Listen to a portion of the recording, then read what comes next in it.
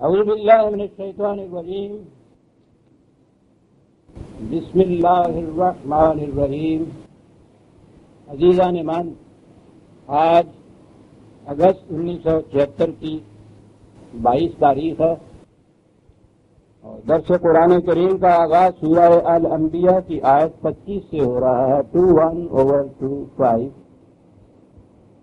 سابقہ درس 18 جولائی کو ہوا تھا اور میں نے آپ سے چند ہفتوں کی رخصت مانگ لی تھی۔ اعلان کے مطابق 15 اگست کو درس ہونا چاہیے تھا، لیکن بعض واقعات ایسے ناگزیر پیش آ جاتے ہیں جن کی وجہ سے انسان مجبور ہو جاتا ہے۔ میں حاضر نہ ہو سکا 15 اگست کے درس کے لیے، اس کا مجھے افسوس ہی نہیں، صدمہ ہے۔ آپ احباب جو زحمت اٹھا کر تشریف لائے اور مایوس لوٹے، میں ان سے معذرت خواہ ہوں، لیکن حالات میرے بس میں نہیں۔ آغاز درس کا وہی جو بنیادی نقطہ ہے، وہ نقطہ توحید جسے ہم کہتے ہیں۔ اس کائنات میں اختیار اور اقتدار صرف ایک ذات کا ہے، الہ واحد کا، جسے خدا تعالیٰ ہم کہتے ہیں۔ اور یہ بات کوئی ایسی نہیں کہا گیا کہ جسے پہلی دفعہ اسی رسول سے کہا گیا ہو۔ سلسلہ رشد و ہدایت جب سے شروع ہوا، یہ بنیادی نقطہ ہر رسول کی تعلیم کا گویا نقطہ آغاز تھا۔ وما ارسلنا من قبلک من رسول الا نوحی الیہ انہ لا الہ الا انا فاعبدون۔ ہر ایک کی طرف یہی ہم نے وحی کی تھی کہ ہمارے سوا کوئی الہ نہیں ہے،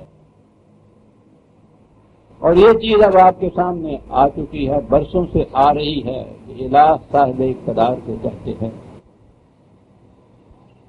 اس لیے کہا کہ جب اقتدار ہمارا ہے تو اطاعت بھی تو ہمارے ہی قوانین کی ہونی چاہیے۔ یہ تو ہے نہیں کہ اقتدار تو تم ہمارا مانو اور اطاعت تم اور انسانوں کی کرو۔ اس لیے اس کا یہ منطقی نتیجہ ہے کہ جسے آپ الہ مانتے ہیں، محکومیت اور اطاعت اسی کی اختیار کی جاتی ہے۔ اگر یہ نہ کی جائے تو آپ اسے الہ مانتے ہی نہیں ہے۔ یہ لا الہ الا اللہ محمد رسول اللہ کہہ دینے کے بعد اطاعتیں پھر ساری دنیا کی کرتے پھرنا، اس کے کچھ معنی نہیں ہے۔ فاعبدون ہے اس کے بعد منطقی نتیجہ یا اس کا تقاضا۔ اب وہ جو اس دور کے تمام پرستیوں کی روح سے مختلف قوتوں کو، مختلف حیثیتوں کو الہ بنا رکھا تھا، اب ان کی تردید ہو رہی ہے۔ وقالوا اتخذ الرحمن ولدا سبحانہ۔ یہاں یہ جو کہا گیا کہ یہ کہتے ہیں کہ خدا نے اپنی اولاد بنا رکھی ہے، سبحانہ۔ کیا بات ہے ایک لفظ میں سبحانہ کے۔ یہاں جو آگے الفاظ آئے ہیں، بل عباد مکرمون لا یسبقونہ بالقول وہم بامرہ یعملون، بلکہ وہ تو ہمارے بڑے مکرم بندے ہیں۔ تو اس سے یہ نظر آیا کہ یہاں یہ جو کہا گیا ہے کہ انہوں نے ہماری اولاد بنا رکھی ہے، تو عربوں کے ہاں بھی یہ عقیدہ تھا، بلکہ اس زمانے میں دنیا کی قریب ہر تباہم پرست، اصنام پرست قوم کے ہاں عقیدہ یہ تھا کہ فرشتے خدا کی بیٹیاں ہیں، اور اس اعتبار سے ان کی پرستش ہوتی تھی۔ تو یہ ورث یہاں انہی کی طرف اشارہ ہے، کیونکہ آگے جو کہا گیا ہے کہ وہ جنہیں یہ خدا کے اولاد کہتے ہیں وہ تو ہمارے عبد ہیں، برگزیدہ بندے ہیں، واجب التکریم عبد ہیں یہ ملائکہ۔ ان کی کیفیت یہ ہے کہ لا یسبقونہ بالقول، وہ تو کبھی سبقت ہی نہیں کرتے ہماری بات سے، آگے بڑھتے ہی نہیں ہیں، آگے جاتے ہی نہیں ہے۔ وہم بامرہ یعملون، جو ان کو کہا جاتا ہے اس کے امر کے مطابق وہ کام کرتے ہیں۔ اسے آپ کو معلوم ہے کہ عالم امر جو ہے خدا کا، وہ ہے جو عالم خلق سے پہلے کی بات ہے، جہاں خدا کے ارادے اس کا قانون مشیت بنتے ہیں، ہم نہیں جان سکتے کہ وہ کیا ہے۔ یہ جتنی قوتیں ہیں، آپ فطرت کی قوتیں کہہ لیجیے ان کو، یا وہ ملائکہ جو اور کام کرتے ہیں خدائی پروگرام کی تکمیل خدا کے حکم کے مطابق، ان کا تعلق عالم امر سے ہے، عالم خلق سے نہیں ہے، لہذا ان کو یہ مخلوق قسم کی یعنی فزیکل باڈیز جسے آپ کہتے ہیں طبی قسم کی شخصیتیں ان کو تصور کرنا یہ غلط ہے۔ قرآن نے ان کا تعلق عالم امر سے کہا ہے، تو عالم امر کی کوئی شے بھی ہمارے عالم خلق کی شے نہیں ہو سکتی۔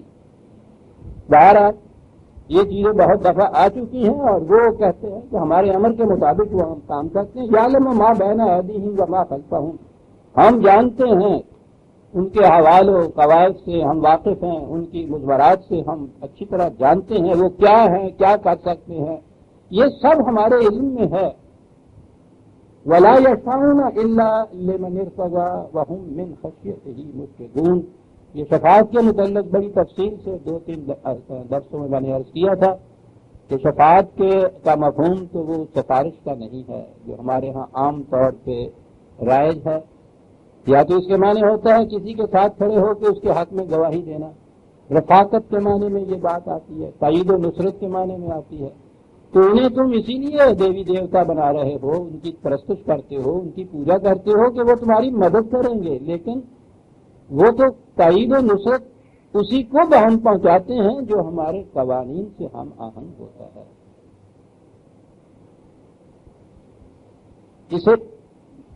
اس کی میں زیادہ تفصیل میں نہیں جانا چاہتا کیونکہ یہ چیزیں بھی بہت دفعہ آ چکی ہیں۔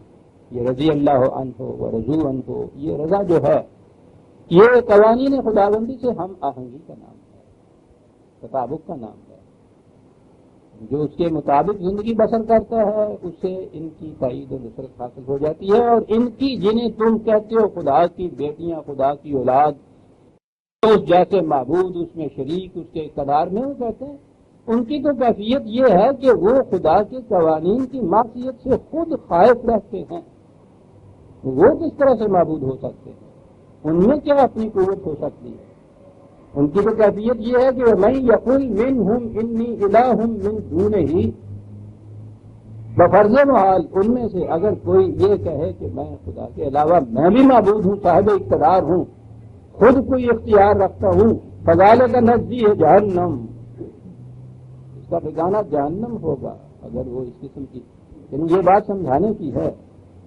اپنی اولاد کو تو کوئی اٹھا کے تنور میں نہیں پھینک دیتا، لہٰذا اولاد والی بات غلط ہے۔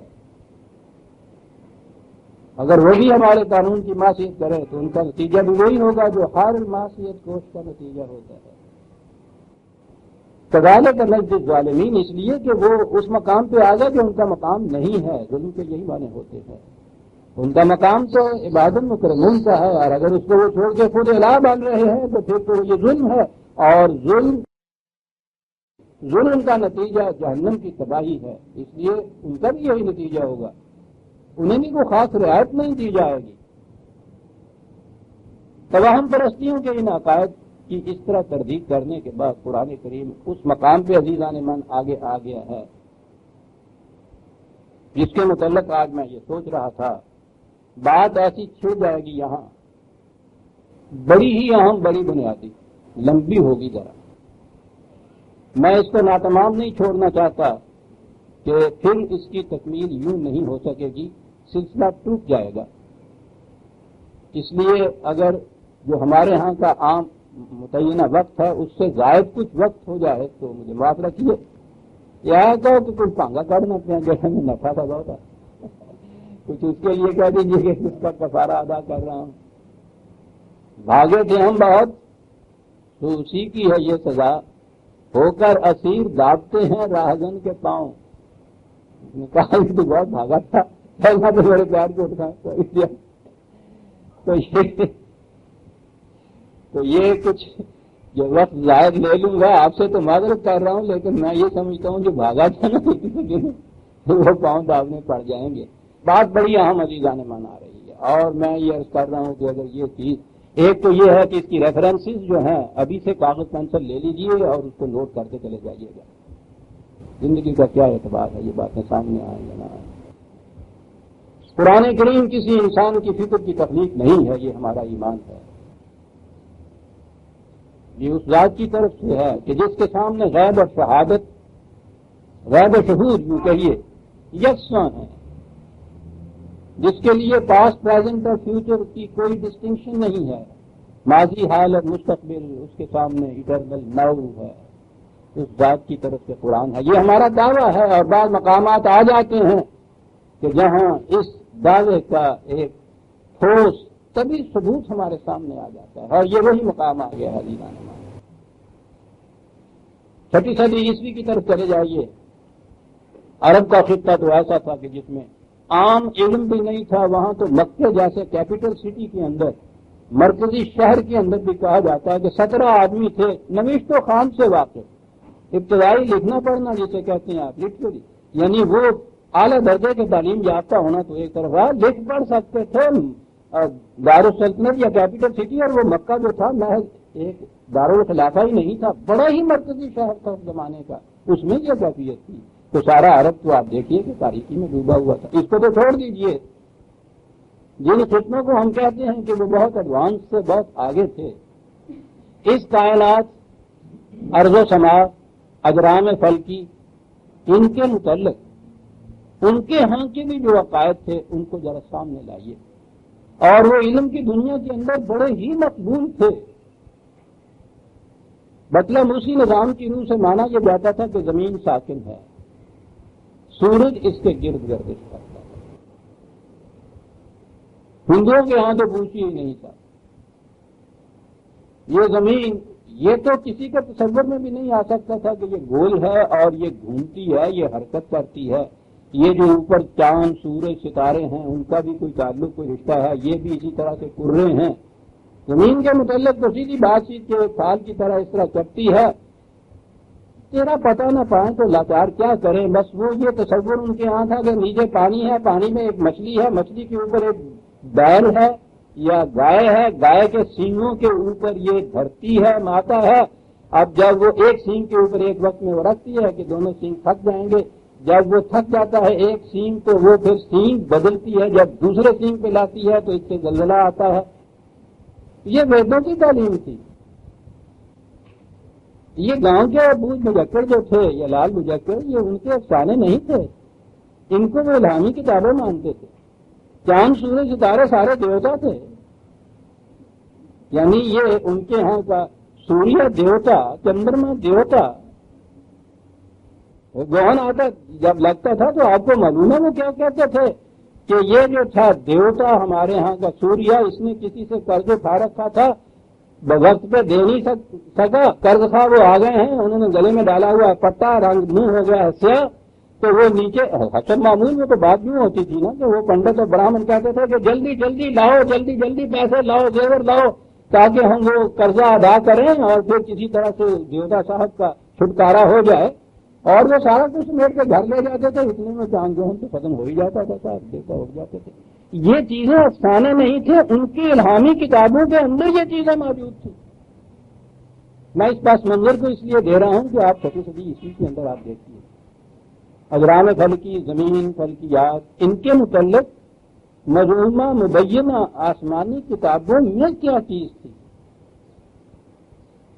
عیسائیت کا تو عقیدہ یہ تھا کہ جس کرے پہ یا جس جگہ حضرت عیسیٰ علیہ السلام یا خدا کا بیٹا آیا ہے اسے کائنات کا مرکز ہونا چاہیے. یہ چھٹی صدی عیسوی میں ہم آ گئے. 17ویں صدی عیسوی میں پہلی دفعہ گیلیلیو نے یہ بات کہی کہ نہیں، زمین تو متحرک ہے. یہ کل کی بات ہے عزیزان من، 200 سال کی بات ہے. اس کے خلاف فتویٰ لگا، اسے پھانسی چڑھانے لگ گئے. کہتے تھے پیسا کے ٹاور پہ کھڑا کر کے اس کو نیچے پھینک دیا جائے گا. خود سے یہ لوگ بھی آخری وقت میں وہاں پادری وہ جو جاتا ہے کنفیشن لینے کے لیے تو اس نے یہ کہا کیا لیکن بات ہی کون سی ہے، وہ کہہ دو کہ ساکن ہے. کیا بات کہا، کیسے کہہ دوں جب میری آنکھیں دیکھ رہی ہیں کہ متحرک ہے. کل کی بات ہے، ابھی صرف اس کے متحرک ہونے کے اوپر پھانسی لٹکانے کی بات تھی. یہ آپ کے ہاں نیا نظام جو ہے وہ بطلی موسی نظام کے برخلاف یہ کوپرنیکس کا نظام کہلاتا ہے. 200 سال بھی نہیں ابھی ہوئے جب یہ مانا گیا کہ زمین متحرک بھی ہے اور گول بھی ہے. گیلیلیو، کوپرنیکس، کیپلر، یہ اس دور کے لوگ ہیں کہ اس دور میں ابھی 200 سال پہلے اس یورپ میں جو آج ان سائنسز کے اندر اتنا ایڈوانس ہو گیا ہے کہ وہ خود چاند اور مریخ کے اوپر پہنچ رہا ہے، اس یورپ میں جس نے یہ کہا کہ زمین متحرک ہے، اس کو انہوں نے فتویٰ دے دیا، حکم لگا دیا، فیصلہ کر دیا کہ اس کو پھانسی دے دو، موت کی سزا دے دو ان لوگوں کو، مارے مارے یہ پھرتے تھے اتنا کہنے سے۔ 200 سال پہلے کی بات ہے عزیزان نے، اور 6 صدی عیسوی میں جا پہنچے تھے۔ عرب میں چلے جائیے، مکے میں جا پہنچیے جہاں 17 نوشتہ خوان تھے، اور وہاں ایک شخص ہے صلی اللہ علیہ وسلم جو ان 17 میں بھی نہیں آتا ابھی،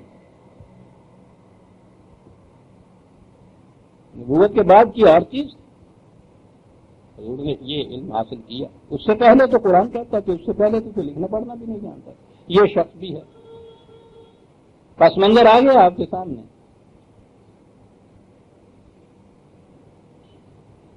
اور آگے بڑھ جائیے، 200 سال پہلے تو گیلیلیو کوپرنیکس تھے جنہوں نے یہ صرف ابتدا کی تھی۔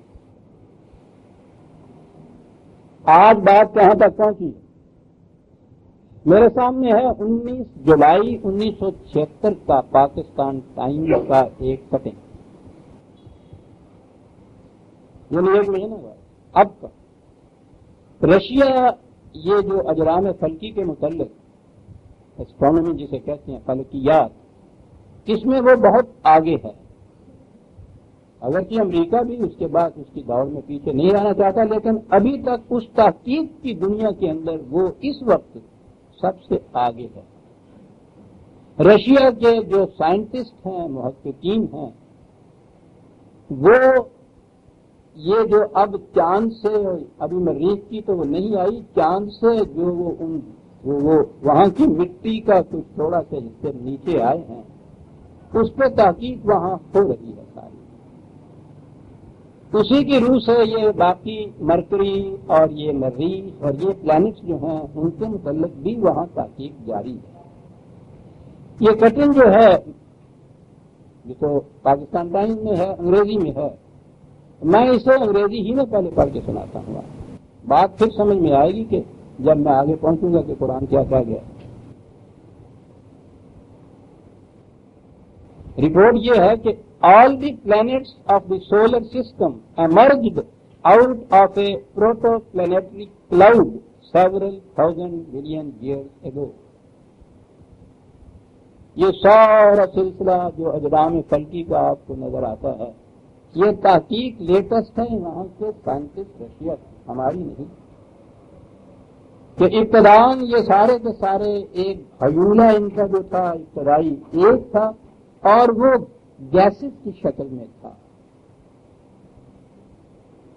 پہلی چیز تو یہ، this is the conclusion to which Soviet scientists have come after they compared the chemical composition of substances on the planet Earth, Moon, Mars and Mercury, said a pass statement. روس سے شائع ہونے والے ایک بیان نے یہ کہا ہے کہ یہ سائنسدان، یہ جتنے یہ کرے ہیں، یہ زمین، مرکری، مون، مارس، ان کی کمپوزیشن حیات ترکیبی کا تجزیہ کرنے کے بعد اس نتیجے میں پہنچے ہیں کہ یہ تمام کے تمام پہلے ایک حیولہ تھے، اور وہ حیولہ جو تھا وہ ٹھوس سخت مادے کا نہیں تھا، گیسز کی تھا۔ ذہن میں رکھتے جائیے عزیزان من یہ الفاظ، گیسز، کلاؤڈ، ڈیپتھ، پہلے یہ سب ایک تھے اور وہ شکل جیسے۔ According to a USSR press release, the samples of the lunar rock brought to Earth by Soviet automatic probes contain the same substances which are found on the Earth, though in different proportions. وہ وہاں سے چاند سے جو مٹی لے کے آئے ہیں اس کا تجزیہ کیا تو دیکھا یہ کہ وہ زمین کی جو مٹی کے جو اجزاء ہیں وہی وہاں پائے جا رہے ہیں۔ یہ شاعری نہیں تھی کہ لہو خورشید کا تب کے اگر ذرے کا دل چیرے، وہ کہتے ہیں وہ یہ بتایا گیا کہ تو یہ ایک ہی ہیں۔ غور کیجیے نا آپ، scientist blue that the moon and the earth and similar crusts had similar crust several thousand million years ago. کروڑوں اربوں سال سے کی پہلے کی بات ہے. چاند اور زمین کے کم از کم یہ جن چیزوں سے یہ مرکب بنا ہوا ہے وہ وہی تھی، ایک ہی تھی، الگ الگ نہیں تھی. The differences that developed later are explained by the loss of many volatile elements due to the absence of the atmosphere on the moon. چاند کے اوپر کیونکہ یہ فضائی طے نہیں ہے، جسے فضا ہم کہتے ہیں، ایٹماسفیئر جسے کہتے ہیں. آگے چل کے بات سامنے آئے گی کیا کہہ رہا ہے قرآن کہ یہ جسے ایٹماسفیئر کہتے ہیں، چاند پہ چونکہ یہ ایٹماسفیئر نہیں ہے، زمین پہ ہے. اس ایٹماسفیئر کے نہ ہونے کی وجہ سے وہاں جو تبدیلیاں آئی ہیں ان کی وجہ سے زمین کے یہ جو اوپر کا حصہ ہے اس کا اور چاند کے اوپر کے حصے میں کچھ فرق آ گیا ہے کہ وہاں ایٹماسفیئر نہیں. بہت اچھا. The surface of the mercury not protected by the atmosphere is believed to have much in common with that of the moon. Mercury کے اوپر بھی یہ ایٹماسفیئر نہیں ہے، اس لیے مون اور مرکری کی جو سطح ہے اور ان کی جو اجزاء ہیں وہ کم و بیش ایک جیسے ہیں.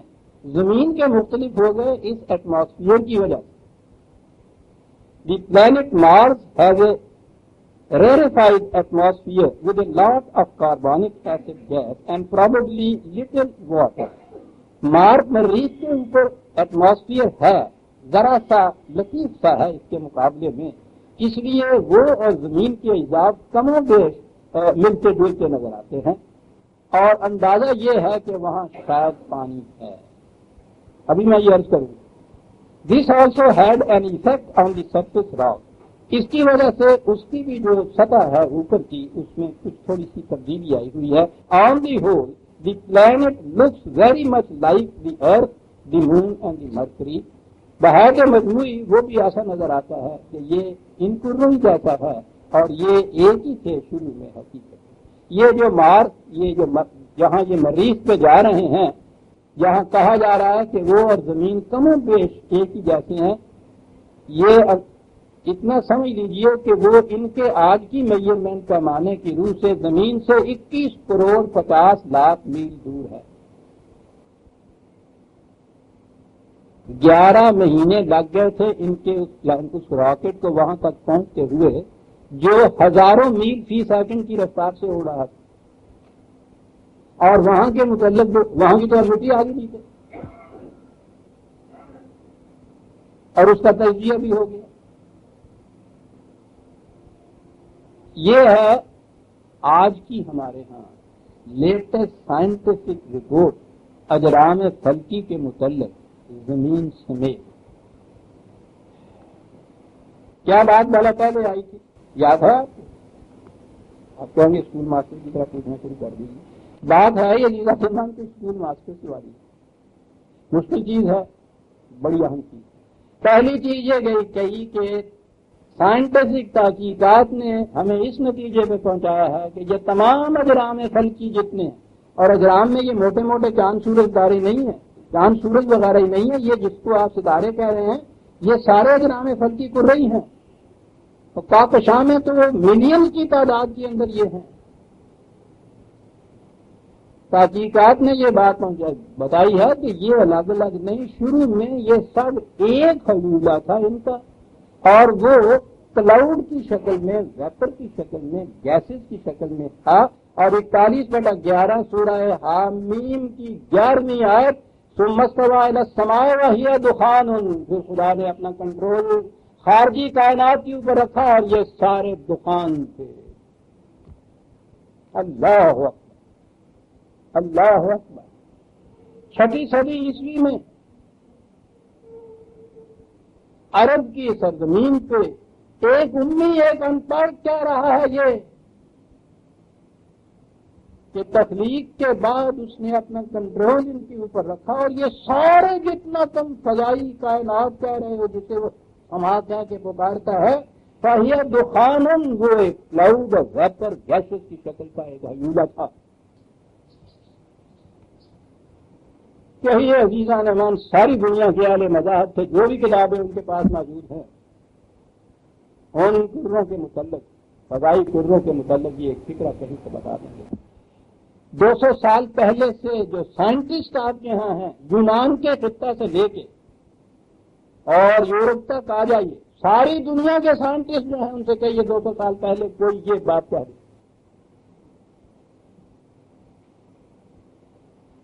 1400 سال پہلے کی کتاب موجود باہر دخان،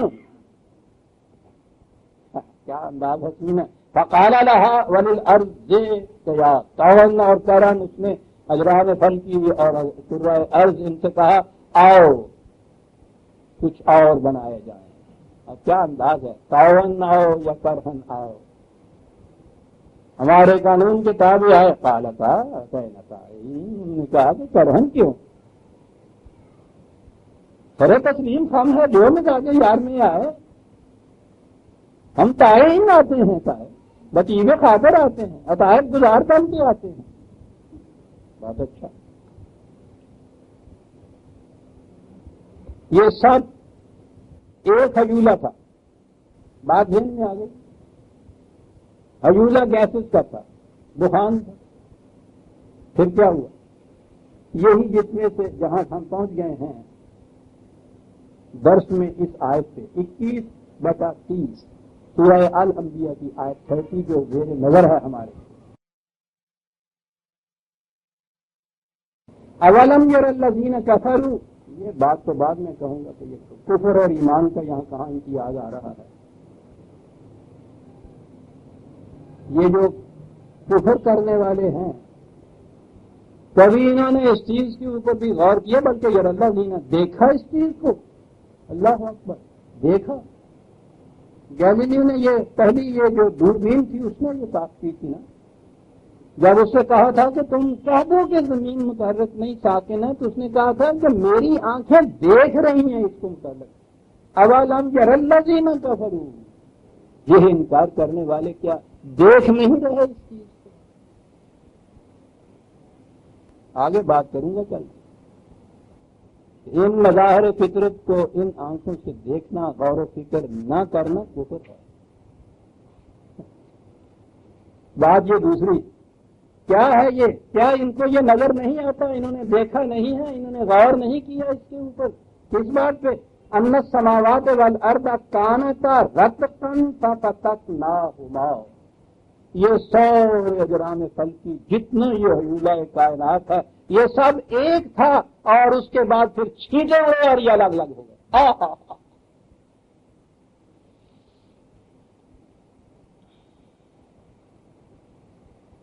رت کو فتح، آج کے سائنٹسٹ اتنی تحقیقات کے بعد دخان تھا، ایک حجولہ تھا، اور پھر وہ اس قسم کا تھا کہ پھر اس میں جا کے چھینٹے ہوتے ہیں.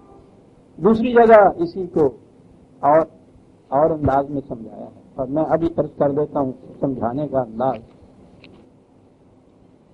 کس طرح سے یہ چھینٹے اڑے، کس طرح سے دور پھینکی گئی چیز. 79/30 کہا گیا یہ سارا کچھ جو پہلے حجولہ تھا اس میں والارض بعد ذالک دہاہا، کہا یہ یوں سمجھو، اور سمجھو سے میں پہلے بات ایک کر لوں. 6 صدی عیسوی میں عرب کے بدو پہلے مخاطب ہیں. 6 صدی عیسوی میں نے کہا 17ویں صدی میں گلیلیو نے کہہ دیا کہیں کہ یہ متحرک ہے تو پھانسی دے دیا اسے، یعنی دینے کے، تو وہ بچ گیا بیچارہ، سزائے موت دے رہی ہے. کیا کہہ رہا ہے 17ویں صدی میں یورپ میں گلیلیو جیسا سائنٹسٹ، نیوٹن وغیرہ اس زمانے کے ہیں، کیپلر، کوپرنیکس، گلیلیو، نیوٹن، یہ گلیکسی ہے وہاں سائنٹسٹ کی. وہ اگر کہتا ہے کہ زمین متحرک ہے تو کہا پھانسی دے دو. 6 صدی عیسوی میں اولی مخاطب عرب کے وہ بدو. بات سمجھانی یہ تھی کہ یہ کس طرح سے یہ الگ ہوئے. آ سکتی تھی ذہن میں یہ بات، اور یہ آ گیا قرآن کے الفاظ کا عزیزان من اعجاز کہ وہ الفاظ استعمال کرتا ہے کہ 6 صدی عیسوی کا بدو بھی سمجھتا ہے اور 20ویں صدی کا روس کا سائنٹسٹ بھی انہیں الفاظ سے سمجھتا ہے. یہ اعجاز ہے الفاظ ہے قرآن. اور سمجھانے کے لیے 1-2 اگلے دن بہت بات ہو رہی تھی کہ جی قرآن کریم نے یہ یوں صاف صاف کیوں نہ کہہ دیا کہ صاحب یہ تھا اور اس کے بعد یہ تھا. میں نے کہا عزیز مان، یہ آپ کے جو بچے 5ویں 6ٹھی جماعت میں آ گئے ہیں نا، وہ روز آپ سے پوچھتے ہیں لمحہ کیا ہے، آسمان کیا ہے، تو کیا آپ اس کو آئنسٹائن کی تھیوری سمجھایا کرتے ہیں ان بچوں کو؟ ان کے عقلی کے، ان کی فکر، ان کی سمجھ کے معیار کے مطابق کچھ سمجھاتے ہیں نا اس طرح سے.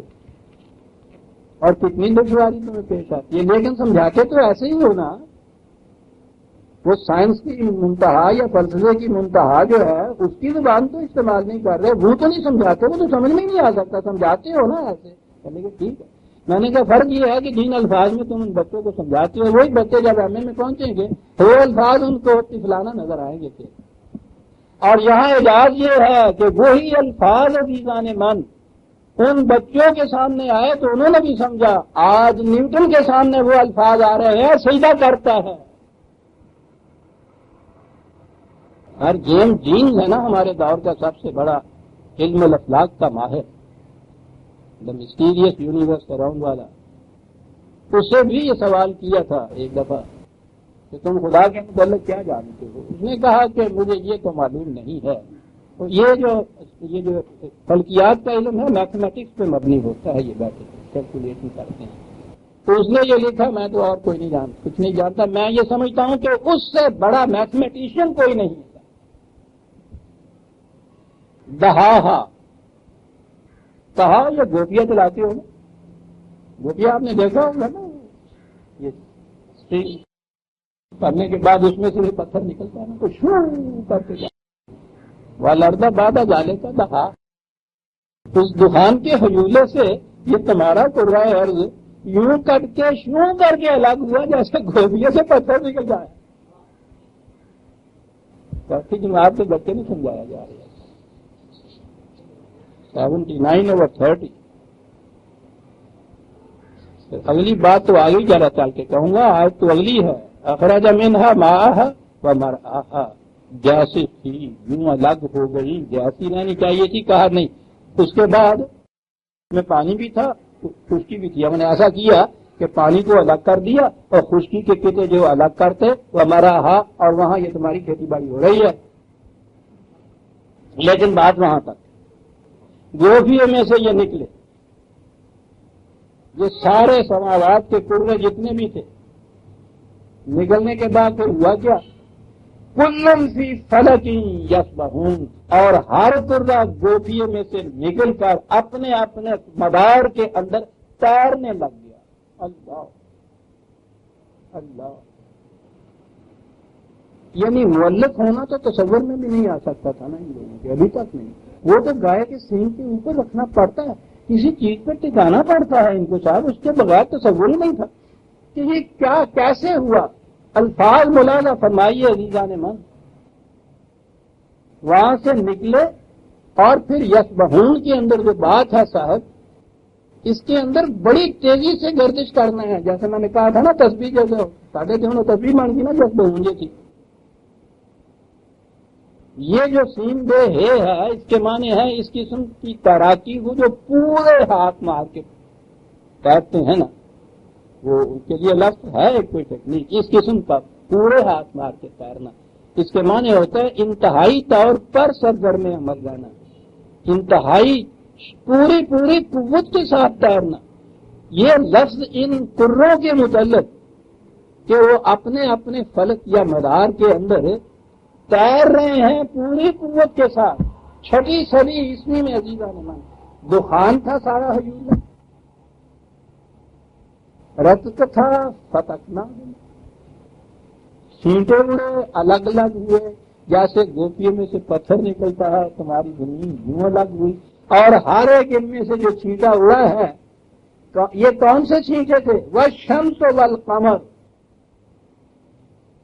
یہ جنہیں دیوتا بنا رہے ہو، جنہیں آج تک چندہ ماموئی کہہ کے بچے نے سمجھا. چاند تو سوائے اس کے کہ شاعروں کی تشبیہ کے کام آتا تھا، مہجبین اور مہلتا، اور وہ جو مہجبین کے چہرے کے اوپر سے پردہ اب اٹھا ہے، ڈرنے مارے شاعروں نے ٹیکا نکل رہی ہوں گے اور کیا مجھے نظر سے آنا یا میرے اللہ. عیسیٰ بھر مبینہ حسین کا نقاب اٹھے تو وہ وہی کہانی ہو جاتا ہے۔ جی آج کی یہ صورت ہمارے ہاں کی، اور وہ وہاں یہ کہہ رہا ہے کہ اس کے بعد والشمس والقمر کل فی فلک، کل، یہ تو دو مثالیں دی نا نمایاں طور پہ تمہیں نظر آتی ہیں، کل فی فلک یسبحون، تیر رہے ہیں سرگردانی سے، تیزی سے، اپنے اپنے مدار کے اندر، اپنے اپنے فلک کے اندر مدار۔ 21/33 یہ اس کا ایک ریفرنس، یہ دوسرا ریفرنس اسی کا 36/40، 36/40 دونوں جگہ یہی الفاظ آئے، کل فی فلک یسبحون، چھینکے اڑے اور شمس و قمر یہ بنے اور اپنے اپنے مدار میں ہر ایک تیزی سے تیر رہا ہے۔ الفاظ کا انتخاب وزیران من وجد آ جاتا ہے، معلق شے کے متعلق یہ چیز ہے، تیر رہے۔ چلیے صاحب یہ تو آ گیا صاحب، یہ کیسے یہ کرے الگ ہوئے۔ اس کے بعد اب زندگی کی نمود جو ہے، میں نے کہا ہے نا کہ اس وقت ساری دنیا کی آنکھیں لگ رہی ہیں مریخ سے آنے والی مٹی کے اوپر یا جو بھی وہ عنصر ہوگا، کس لیے آنکھیں لگ رہی ہیں؟ کہتے ہیں یہ دیکھنا ہے کہ اس میں رطوبت ہے، موئسچر جسے کہتے ہیں، پانی کی نمی۔ بھئی کیا ہوگا اگر وہ تمہیں پتہ لگ جائے گا کہ نمی ہے؟ کہا اگر اس میں پانی کی نمی ہے تو زندگی کا امکان ہے، پانی کی اگر نمی ہے تو زندگی کا۔ یہ ہے سائنس کی آخری ہمارے ہاں کی یہ انتہا کہ زندگی جو ہے، پانی اگر ہے کہیں تو اس سے زندگی کی نمود ہے، یہ نہیں ہے تو زندگی نہیں ہے۔ اور آیت ہے وَجَعَلْنَا مِنَ الْمَاءِ كُلَّ شَيْءٍ حَيٍّ، اور اس کے بعد اس کے عرض کے اوپر نہیں، ہر شے کی میں زندگی کی نمود پانی سے ہوئی۔ یہی 21/30 جو آیت زیر نظر ہے اسی کا یہ ٹکڑا، زندگی کی نمود پانی سے۔ اور دیکھیے قرآن کا انداز، یہی چیز 24/15 میں بھی کہی، 24/45 میں، 15 نہیں، صحیح لکھیے گا، حوالہ ذرا سا غلط ہو گیا تو دقت ہو جائے گی آپ، اور دونوں میں ذرا فرق ملاحظہ فرمائیے گا۔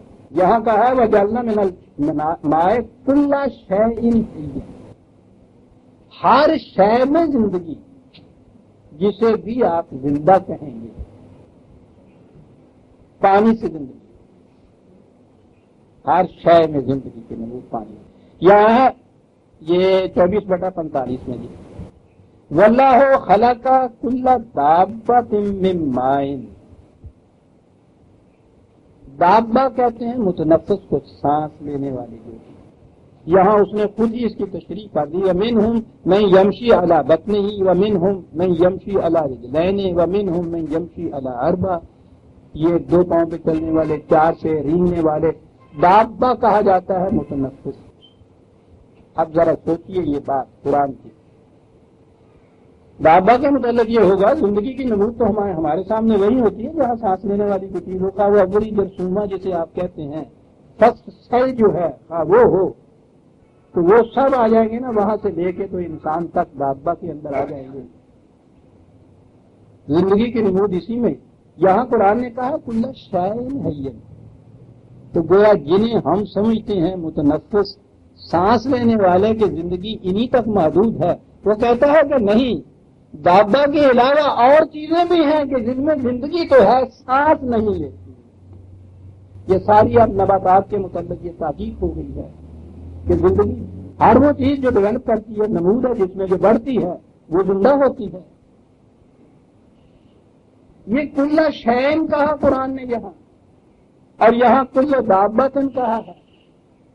شے میں دابہ آ جائیں گے، دابہ میں ہر شے نہیں آئے گی، ہر شے جسے آپ کہتے ہیں کہ زندہ ہے، پانی سے زندگی کی نمود ہے۔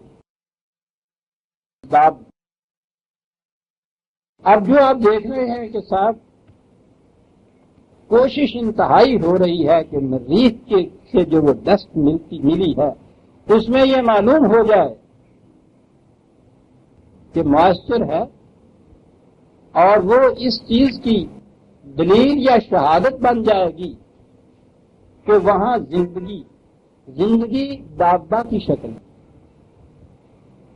وہ نباتات کی شکل کی زندگی نہیں، بلکہ وہ اس مٹی کے اندر اگر موئسچر ہے تو وہ کہتے تھے کہ لائف سیلز جو ہے وہ ہم دیکھیں گے، خواہ وہ اس وقت ہمیں زندہ ملے اور یا اس وقت وہ مردہ ملے، اس کے معنی ہوں گے کہ لائف دابہ کی شکل میں ان کرنوں کے اندر موجود تھی یا موجود ہے، اس کا امکان ہے۔ اس پہ پہنچے ہیں اور یہ تحقیق ہے جو اس وقت مریخ کی ہو رہی ہے، اور اب آگے جا رہے ہیں، زہرہ کی طرف بھی تو پرواز ان کی ہو رہی ہے،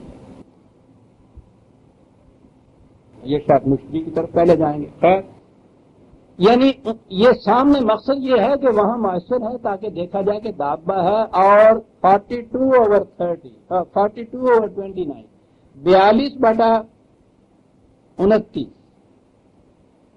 لکھ لیا۔ وَمِنْ آیَاتِهِ خَلْقُ السَّمَاوَاتِ وَالْأَرْضِ، خدا کی نشانیوں میں سے یہ بھی ایک بات ہے، میں بتاؤں گا آیات کے معنی کیا ہوتے ہیں۔ یہ بھی ہے کیا کہ اس نے یہ سلسلہ ارض و سما سارا پیدا کیا۔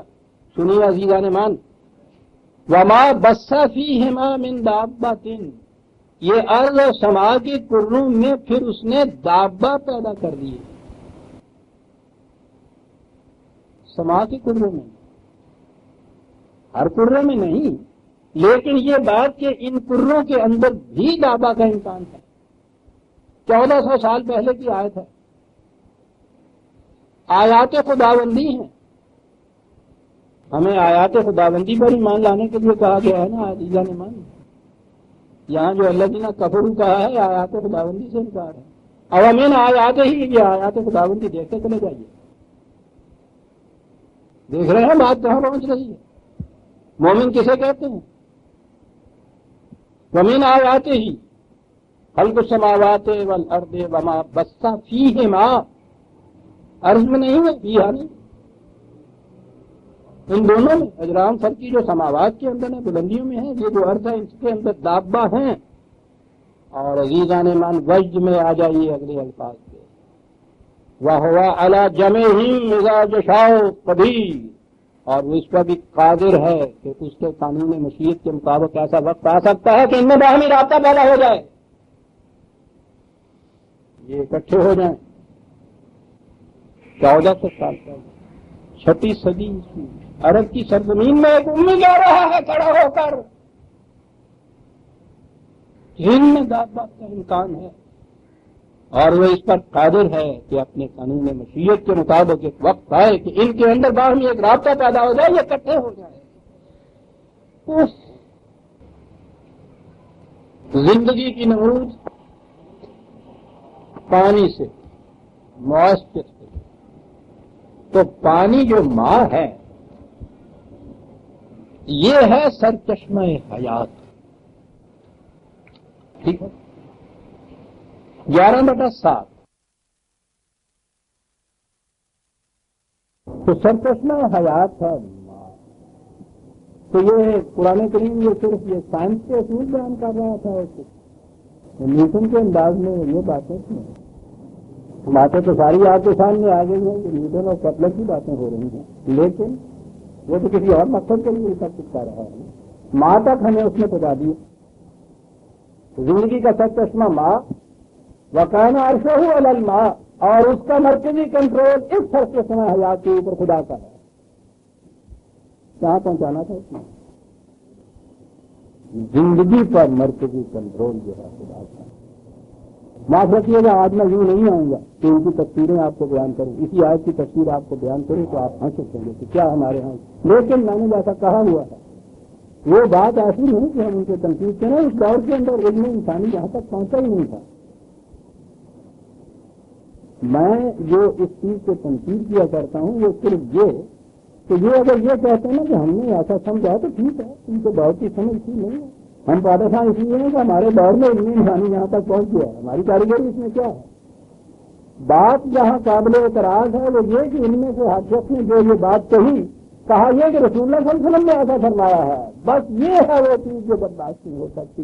وہ رسول آخر الناس جو ہے وہ نہیں یہ باتیں کہہ سکتا تھا جس کے سامنے یہ قرآن تھا، یہ نہیں انسانی یہ باتیں کہہ سکتا تھا۔ کھانا اور پھر وہ للما کے معنی تو ہے نا آپ کو پتا، دو لفظوں میں کہہ دی ترمذی کی وہ روایت یہ ہے کہ یہ آسمان جو ہے یہ شیشے کے ڈلے ہیں، ایک آسمان سے دوسرے آسمان تک 700 میل کا برس کا فاصلہ ہے، مسافت ہے 500 سال کی مسافت کا فاصلہ ہے ایک سے دوسرے سے 7 اس طرح سے نیچے اوپر بڑھے ہیں۔ اب 7واں جو اوپر چلا گیا تو اس کے بعد پھر یہ کیا ہے، یہ روایت ہے حدیث منسوخ کی جاتی ہے نبی اکرم صلی اللہ علیہ وسلم کی طرف۔ اس کے اوپر پانی ہے، اس کی گہرائی بھی اتنی ہے 500 میل کے مسافت کی۔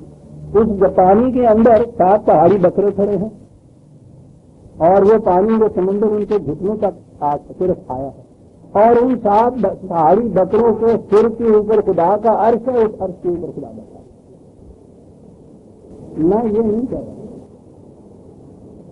میں نے عرض کیا ہے کہ یہ ٹھیک ہے اس دور کے اندر ایک ذہن انسانی نے ایسی بات کہی، لیکن جب آپ یہ کہیں گے کہ یہ حدیث ہے رسول اللہ صلی اللہ علیہ وسلم کی، یہاں میں سبق جاؤں گا۔ ہزار علماء مفسرین غلطیاں کھا سکتے ہیں اس معاملے کے اندر، وہ رسول جس کا سینہ محبت تھا وہی خداوندی کا علم خداوندی جس کو حاصل تھا وہ یہ بات نہیں کہے۔ الگ بات ہے تمہاری سمجھ میں نہ آئے تو وہ نہ کہے کچھ بات سن سے، لیکن اگر وہ کچھ کہے گا تو وہ ایسی بات کبھی نہیں کہے گا۔ نہیں ہو بات کسی طرف آئی کانا عرصہ ہوا لگنا زندگی کے سرگرمیوں کے اوپر کنٹرول جو ہے وہ اس کا۔ اچھا زمین الگ ہو گئی تیر رہی ہے، سوال یہ ہے کہ اب اگلی بات تو یہ ہے سب سے بڑی چیز تو یہی تھی نا گلیلے نے کہی کہ زمین گھوم رہی ہے۔ وجعلنا فی الارض رواسy ان تمید بہم، اسی میں 21 اور 31 میں یہی آج کے سامنے آنا ہے۔ 16/15 میں بھی یہ الفاظ ہے، تمیدہ بہم ہے وہاں تمیدہ بہم ہے، یہ بے اس میں بڑے من خیز کی یہ جو ہے نا مادہ تو اس کا مین یہ ڈالی ہے، اس کے معنی ہوتے ہیں کسی چیز کا بڑی تیزی سے متحرک ہونا، اور بہم کے معنی تمہیں ساتھ لیے ہوئے اور اس تیزی سے بھی متحرک ہے یہ زمین، تمہیں سامان رزق بھی مل رہا ہے، تم نہایت اطمینان و سکون سے اس کے اوپر بیٹھے ہوئے بھی ہو، اور یہ اس طرح سے گردش میں چلی جا رہی ہے، تمہیں ساتھ لیے ہوئے گردش میں چلی جا رہی ہے۔ دونوں چیزیں ایک لفظ میں سنجیدہ اور بہم یا بہم میں اس قدر تیزی سے متحرک ہے۔ وہاں تو یہ تھا کہ خدا کی پہنائیوں کے اندر یہ تیر رہی ہے، پھر دوسری چیز یہ ہے کہ اس تیزی سے متحرک ہے، اتنی تیزی سے جو شاہ متحرک ہو اس میں تو کوئی ٹک نہیں سکتا، ٹھہر نہیں سکتا، ذرا کسی لٹو کو گھما کے اس کے اوپر رکھیے ذرا سا تنکا ہی ٹوٹی ہی وہ جاتی ہے ان کے سب یہ دیکھتے نہیں کس تیزی سے یہ متحرک ہے، اور پھر تم کس اطمینان سے اس کے اوپر جاتے ہو۔ بہت اچھا یہ جو میں نے رپورٹ پڑھی تھی رشیا کے سائنٹسٹ کی، اس میں یہ جو ہمارے اوپر یہ پورا یہ جو فضائی ایٹماسفیئر ہے ہم اس کو فضائی صرف کہتے ہیں، اور کوئی لفظ نہیں ہمارے ہاں، یہ قریباً وہ کہتے ہیں نا زمین کے مدار سے آگے نکل گیا یہ ان کے یہاں کا وہ راکٹ جو تھا تو وہ قریباً 12 میل کہتے ہیں کہ اس طرح سے اس کی چوڑائی ہے۔ یہ بڑی اہم چیز، انہوں نے یہ کہا ہے نا کہ وہ اس ان میں اور اس میں فرق یہ نظر آیا کہ وہاں یہ فضا اوپر نہیں ہے، جس کی وجہ سے ان کے ہاں کی جو سرفس ہے وہ اتنی کچھ پتھریلی سی ہو گئی ہے جو اس سے بڑی مختلف نظر آتی ہے۔ زمین کے اوپر یہ ایک فضا ہے ایسی کہ جس کی وجہ سے اس کی سروس محفوظ رہی ہے، اور اس کے اوپر وہ یورش نہیں ہوئی ان چیزوں کی. یہ اس کے اوپر خصوصیت سے ایک چیز ہے. یہی 21 میں 32 آپ لے لیجیے, اسی میں جو ہم چلے آ رہے ہیں. وَجَعَلْنَا السَّمَاءَ سَقْفًا مَحْفُوظًا, اور تمہارے اوپر یہ جو پہلی بلندی ہے یہ ہم نے چھت بنائی ہے تمہارے لیے, خود بھی محفوظ ہے, تمہیں بھی حفاظت میں رکھتی ہے. سائنس کی تحقیق یہ ہے کہ یہ جو کرے گردش کر رہے ہیں اتنی تیزی سے, اگرچہ وہ کروڑ سال ہو گئے ہیں, لیکن اب بھی ان میں سے اس رپورٹ میں تھا نا کہ وہ جو وولٹائل ایلیمنٹس ہیں وہ وہاں سے نکل کے تو دور دور چلے جاتے ہیں. وہ اس قسم کے کہ جن میں جو ذرا سے کمزور سمجھ لیجیے واقع ہوئے ہیں, جو دوسرے سے پھٹ کے الگ ہو سکتے ہیں, ذرا کمزور واقع ہوئے ہیں. انہوں نے کہا ہے نا کہ وہاں یہ ہوا ہے کہ چونکہ ایٹماسفیئر نہیں ہے اس واسطے اس قسم کے ایلیمنٹ ان میں سے نکلتے بھی ہیں اور ان کے اوپر آ کے گرتے بھی ہیں. یہ جو آپ کے یہاں شہاب کاکل یا یہ وجمدار تارا جس کو کبھی کبھی دیکھتے ہیں نا ہم, یہ نکلتا ہے, یہ کیا ہے؟ یہ جو اوپر اجرام فلکی ہیں, یہ بڑے بڑے کرے, ان میں سے کبھی کبھی وہ وولٹائل ایلیمنٹ جو ہے اس میں سے وہ کوئی چھوٹ کے کوئی ٹکڑا یہ نکلا تھا. تو وہ یہ تو ہے نہیں کہ ایمیٹی نکلے گی, یعنی یہ سورج زمین سے 13 لاکھ گنا بڑا ہے. ان کروں میں سے کچھ نکلے گا جو ہو تو پتہ نہیں ہمارے پاس جتنا ہوگا, یہ بہت بہت وہ بڑے ہوتے ہیں, وہ وہاں سے نکلتے ہیں. تو آپ سوچیے کہ اگر وہاں سے جو ایک نکلے یہ اتنا بڑا ٹکڑا اور وہ آ کے کھڑا سے گرے سیدھا زمین پہ,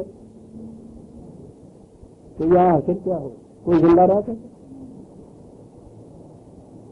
سنیے سائنٹسٹ کیا کہتا ہے, یہ سب سے محفوظ جسے کہا تھا 36 میں, تو کہتے ہیں کہ یہ جو زمین کا ایٹماسفیئر ہے یہ ایسی محفوظ چھت ہے جس کی وجہ سے ہم بچے ہوئے ہیں.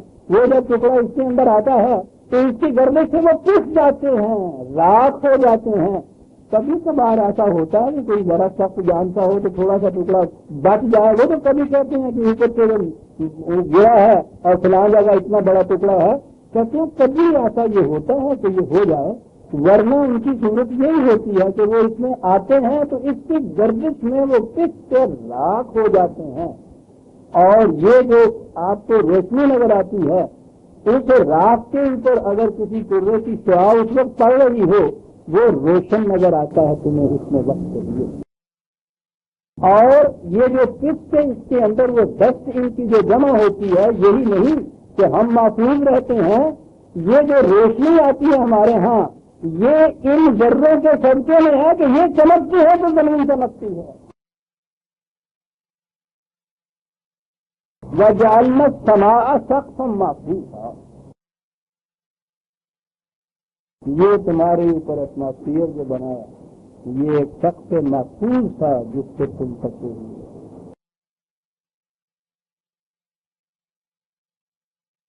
پھر زمین ہی نہیں متحرک, یہ باقی کرے بھی متحرک. ان کے اس تعلق سے جو اور فوائد یا جو اور نتائج مرتب ہوں گے وہ تو الگ رہا. قرآن نے کہا ہے کہ تم نے دیکھا یہ رات تمہارے لیے کس قدر سکون افزا تھی, وجعلنا النہار مبصرا. قرآن نے کہا کہ رات سکون کے لیے ہے, یہ رحمت ہے اللہ تعالیٰ کی عظیمانہ نعمت. جن کے لیے رات نہیں ہوتی یعنی جنہیں نیند نہیں آتی ان سے پوچھیے کہ رات کتنی نعمت تھی. سارے دن کی کوششوں کے تھکے ماندے آسان اس قدر سکون پا لیتے ہیں کہ دوسرے دن آپ کرو تازہ سے اٹھتے. قرآن کہتا ہے یہ کیسے پیدا ہوا, وَهُوَ الَّذِي خَلَقَ اللَّيْلَ وَالنَّهَارَ وَالشَّمْسَ وَالْقَمَرَ. چاند اور سورج جو زمین کی گردش سے باہم سے ایک بات تو تمہارے لیے بھی ہوئی کہ دن اور رات الگ الگ تمہارے لیے ہو گئے, اور رات میں تم آرام پاؤ اور دن میں کام کرو. تمہارے لیے اتنا ہی چاہیے. آپ نے غور فرمایا عزیزان من یہ چند آیتیں سورہ الانبیاء کی اور اس کے ساتھ جو میں نے دیگر مقامات کی جو آیات میں لائی ہیں،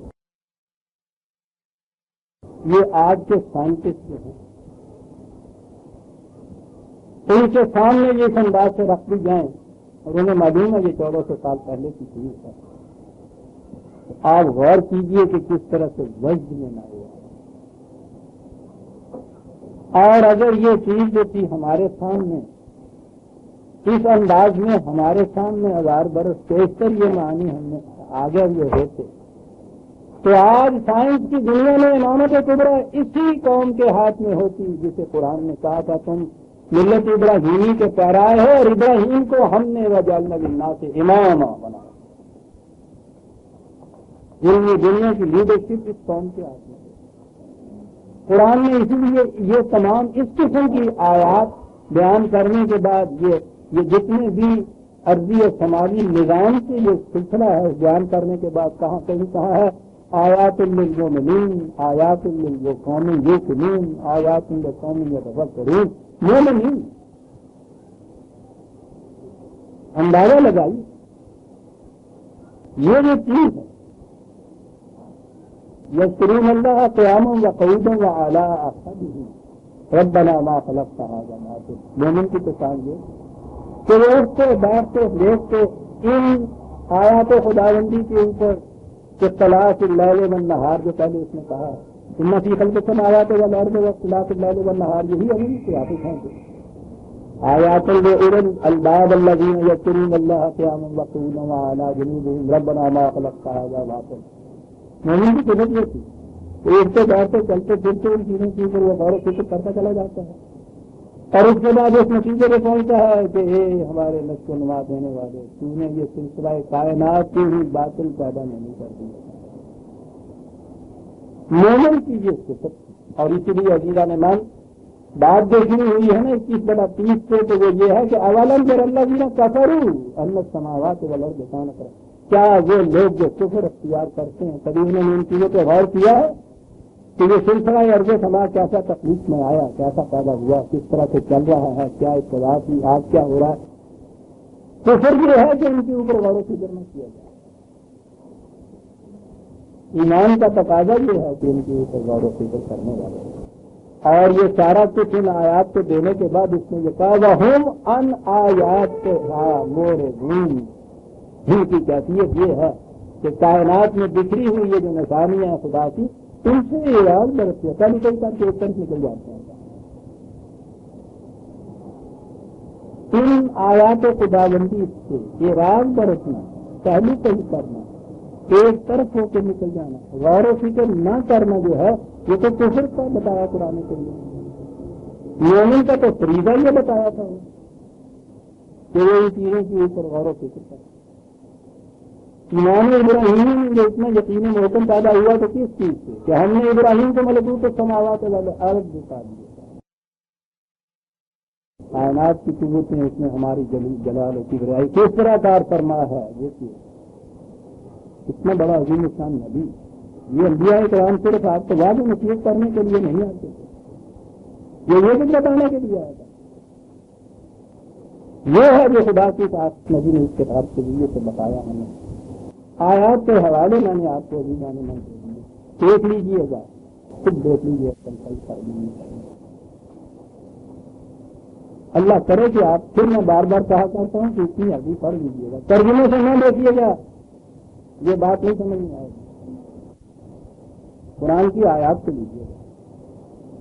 اور یہ جو چیز میں نے آج کے درس میں یہ آپ کو بیان کی ہے یہ بھی اپنی طرف سے نہیں ہے، قرآن نے قرآن کے سمجھنے اور قرآن کو حق ثابت کرنے یا اس کے حق ثابت ہونے کے لیے یہ طریق بتایا تھا، اور وہ طریق ہے پھر 41/53 41 نمبر 63 سنریہم آیاتنا فی الآفاق وفی انفسہم حتی یتبین لہم انہ الحق۔ ہم عالم آفاق میں اس خارجی کائنات میں عالم انفس میں انسان کے اپنے نفس کی دنیا میں اپنی آیات کو بے نقاب کرتے چلے جائیں گے، دکھاتے چلے جائیں گے، اور جو کسی ایک مضمر حقیقت سے پڑا ہوا پردہ اٹھے گا، ڈسکور کہتے ہیں نا انگریزی میں اس کو، لفظی انہوں نے اپنے یہاں یہ استعمال کیا ہوا ہے، جو پردہ پڑا ہوا ہے اس کو اٹھا دیا جائے گا، ڈسکوری۔ جب وہ پردہ اٹھے گا تو کیا نظر آئے گا؟ اللہ الحق، تو قرآن میں آگے سبھی بات گئی تھی، کائنات کے انتظامیہ کے اوپر جو پردے پڑے ہوئے ہیں، وہ ہر پردہ اٹھنے کے بعد اندر سے حقیقت یہ نظر آئے گی کہ اللہ الحق، یہ واقعی الحق ہے، یہ ایک طریق، یہ آفاق کی دنیا کے اندر تو 200 سال سے قریباً یا 300 سال سے انہوں نے اس کی نقاب کشائی یا پردے اٹھانے کی چیز کو سائنٹسٹ جو ہیں انہوں نے شروع کر رکھی تھی آج تک۔ یہ فزکس جو وہاں کے تھے یا مختلف علوم سائنس کے جو ماہرین تھے وہ کر رہے ہیں، اور ہر پردہ جو اٹھ رہا ہے اس کے نیچے سے جو حقیقت سامنے آتی ہے وہ قرآن کی صداقت کی دلیل بنتی چلی جاتی ہے۔ ان کے ہاتھوں سے پاسبان مل گئے کعبے کو صنم خانے، اور ہم ہیں کہ ان کو جھٹلاتے ہوئے چلے جاتے ہیں۔ یہ پہلی دفعہ جب یہ واقعہ ہوا کہ چاند پہ پہنچ گئے ہیں، دوہرانا نہیں چاہتا، آپ کے ہاں کے محراب و مسجد کے اندر ان کے متعلق کس طرح پھٹکیاں اڑائی جاتی تھی، طنز کیے جاتے تھے۔ اتفاق سے وہ چاند 14 کے قریب تھی، اور آج جب یہ شروع میں گئے ہیں بہت زور سے بات یہاں ہوا تھا، میرے پاس یہ اسٹوڈنٹ آئے بیچارے بھاگے ہوئے، کہنے لگے مولوی صاحب نے فرمایا کہ ٹھیک ہے ہم کو گریڈ دے رہے ہیں، کہتے ہیں چاند پہ گئے، حسن لیتے ہیں کہ گئے، ٹھیک ہے آج تو ہے نا یہ چاند اتنا بڑا، تو چلے گئے۔ اب جو آہستہ آہستہ یہ سمجھنا شروع ہوگا 14 کے بعد جب جوڑا لگے گا، پھر وہ آہستہ آہستہ انہوں نے کہا یہ چاند پہ جاتا چلا جاتا ہے، ہمارے یہاں گھٹنا کہتے ہیں نا اس کو۔ جب یہ گھٹنا شروع ہوا تو یہ دیکھو گے نا تم ان کو کہ یہ سمجھتے ہوئے ادھر آتے جائیں گے، ادھر آتے جائیں گے، ادھر آ جائیں، تو جب انتی ہوئی تو دور کتنے جاؤ گے؟ تو ہم تو یہی بچیا کہ پوچھو جب انتی ہوئی تو دور کتنے جاؤ گے بچے۔ ہمارے ہاں یہ جو مومن کا شعار تھا کہ وہ ان پڑے ہوئے پردوں کو اٹھائے اور دنیا کو بتائے کہ ہر سامنے آنے والی حقیقت قرآن کے ایک دعوے کی صداقت کی دلیل بنتی ہے۔ ہماری آج بھی یہ صورت ہے عزیزان من، اب بھی ہمارے یہاں وہ لوگ موجود ہیں وہ کہتے ہیں کہ نہیں یہ سارا جھوٹ ہی ہے جو یہ کہہ دیتے ہیں، اب بھی نہیں وہ مان رہے۔ لیکن قرآن کریم نے خود کہا ہے کہ اس کے الحق ہونے کی شہادات، یہ جو الف اور آفاق کے پڑے ہوئے پردے ہیں اس پہ چلے جائیں گے تو یہ اس کے ہر دعوے کی صداقت کی دلیل بنتے جائیں گے۔ کام ہمارا تھا لیکن ہمارا اور کسی کا نہیں تھا عزیزان من۔ قرآن کو ہی ہماری منافی ہے، ہماری جاگیرداری ہے، اجارہ داری ہے کہ ہمارا قرآن ہے، نو انسان کا قرآن ہے، جو بھی اس کے اوپر غور کرے گا اس کے سامنے یہ حقیقتیں ایسی چلی جائیں گی۔ اور عالم آفاق کے اوپر تو یہ دیر سے بات شروع ہو گئی تھی، عالم انفس کے اوپر وہ ابھی بات شروع ہوئی ہے۔ یہ جس سے آپ سائیکالوجی کہتے ہیں اس کی طرف بھی آپ چلے ہیں آہستہ آہستہ، اور بڑے عجیب انکشافات ہو رہے ہیں۔ اگر کہ یہ ابھی انفنسی میں ہے، ابتدائی اسٹیج کے اندر ہے، یہ ابھی سائنس نہیں بنی، لیکن معلوم نہیں عزیزان من آگے چل کے قرآن کے اندر نفس کے متعلق جو کچھ ابھی تک آیا ہے اس میں بھی پردے پڑے ہوئے ہیں۔ ہم نے تو سوائے اس سے کہ وہ جناب ہوئی حق سے، یعنی نفس کسی ہمارے ہاں ہے، معراج ہمارے ہاں کی جو ہے نا مگر کی یہ نفس کسی ہے، مارنا اس کو یا اللہ۔ اور قرآن یہ کہتا ہے کہ کسی قوم کی خارجی زندگی میں کوئی تغیر نہیں آ سکتا حتیٰ یہ تغیر لا بانفسہم، تا وقت کہ ان کے نفس کی دنیا کے اندر تبدیلی نہ پیدا ہو جائے۔ وہ اتنی اہمیت دیتا ہے اس دنیا کو سائیکل کی، اور ہمارے یہاں شروع سے لگ لے کے اس کے پیچھے پڑے منتہا یہ ہے نفس زندگی کے منتہا، کیا کہا جائے گا قرآن کی حامل قوم کی یہ سب، اور پھر ہم کمیشن بٹھاتے ہیں یہ دیکھنے کے لیے کہ ہمارے زوال کے اسباب کیا ہیں۔ عزیزان میں نے وقت تو لیا ہے آپ کا، میرا خیال ہے آپ متفق ہوں گے کہ یہ وقت ضائع نہیں گیا ہمارا، اور یہ بات یوں تکلیف تک پہنچنی چاہیے تھی۔ یہ ابھی اتنا سا گوشہ میں نے آپ کے سامنے پیش کیا ہے، یہ اجران فلکی کا یا یہ جو علوم ہے فلکیات سے متعلق ان کا تھوڑا سا بیچا ہے. بہت سی اور آیات ہیں قرآن کے اندر اس قسم کی. ہمارے یہاں بچائیے تھا کہ ریسرچ اسکالر بیٹھتے اپنا جو شعبہ تھا ان کا اس شعبے کے اندر بیٹھے اور اس شعبے سے متعلق قرآن کریم کی آیات دیکھے پھر یہ تحقیق کرتے. لیکن بہرحال جو بھی اس کی تحقیق کرے گا وہ ٹھیک ہے. قرآن تو نو انسان کے لیے ہے. اس اعتبار سے اگر آج ہم دیکھیں کہ کہاں تک پہنچے ہیں تو یوں کہہ لیجیے کہ ویسے تو آج 33 تک ہم پہنچ گئے ہیں اور اس کے بعد ہم آئندہ لیں گے آج 34 تک. لیکن ان کی میں اگلے درس میں ایک دفعہ ان آیات کو پھر پڑھ کے اور ان کا رواں سا مفہوم بھی پیش کر دوں گا تاکہ وہ درس کا تسلسل کسی طرح سے قائم رہے اور پھر ہم 34 سے آگے چلیں گے. جی اس کو چھٹی نہ ملی جس نے سبق یاد کیا نہیں. آگے بات کچھ اور شروع ہو. کیا بات ہے؟ بات دوسری. یہ سارا کچھ لانے کے بعد میں نے کہا تھا نا کہ قرآن کریم سائنس کی کتاب نہیں کہ وہ وہاں ایس ایس سی کے اسٹوڈنٹ کو یہ کچھ پڑھا رہا ہے کہ جاؤ امتحان پاس کرو, پاس نہ ہو تو پرچے نقل کر لیا کرو.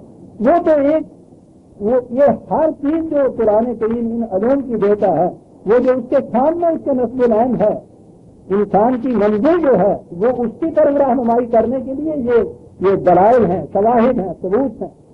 بات وہ وہاں پہنچ جاتا ہے. مقصود کی ذات نہیں ہے یہ آیات اور ان کے حقائق. یہ کسی مقصد کی طرف لے جانے کے لیے ذرائع ہیں اور یہ پھر آگے بات ہوتی. وما جعلنا لبشر من قبلک الخلد فهم الخالدون كل نفس ذائقة الموت ونبلوكم بالشر والخير فتنة وإلينا ترجعون. یہ ہے وہ جہاں پہنچانا چاہتا ہے صاحب. لیکن یہ بات پھر بہت دوسری طرف چلی جاتی ہے. موضوع دوسرا آ جاتا ہے جہاں اس میں پہنچانا ہے اسے ہم آئندہ لیں گے. ربنا تقبل منا انک انت السمیع العلیم.